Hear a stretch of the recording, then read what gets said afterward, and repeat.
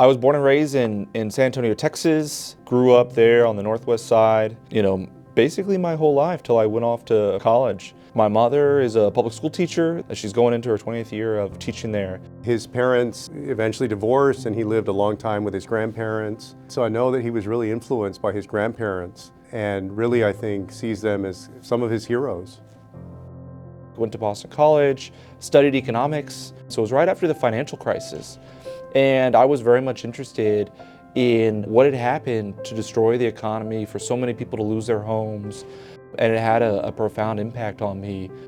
During college, I interned for then Mayor Julian Castro. We got to run a ballot initiative to get people interested in investing in pre-K education. I had had that interest since my mom was a teacher. Education was always something very, of high interest to me. Then I remember I interned for one summer for his brother, Joaquin Castro. I met Alex, he interned for me when I was Congressman Joaquin Castro's chief of staff in 2013. He was a CHCI intern. He was scrawny and still learning about Congress and everything, but I could tell that he had a real energy and passion and commitment, both to people and also to policy. He did tell me why he was in DC. One, he wanted to make a difference and help people, but two, he also wanted to help represent San Antonio, represent Hispanics. That's why the CHCI internship, I think, meant so much to him. And then later, when he graduated from college, I think at some point there was an opening for my press secretary position or communications director, and he asked if he could be considered for it. And I thought, well, he's like 21 or something, and I can't do it. And a few years later, he actually became my communications director.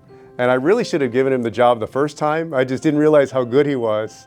But he had a chance over the next few years to really show that.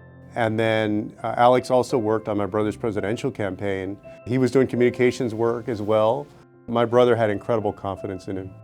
I always felt, and I still believe, that his mind goes beyond just the communications part, but really to the strategy, to the politics, to everything that goes on around Capitol Hill. If you look on the Hill, there's not a lot of Latinos who are chiefs of staff or deputy chiefs of staff. He is responsible for all the communications and messaging for Senator Warren. What he does is seen by probably millions of people. When you couple that with his experience at CHCI and the jobs he's had for the Castro brothers, that is incredibly impactful.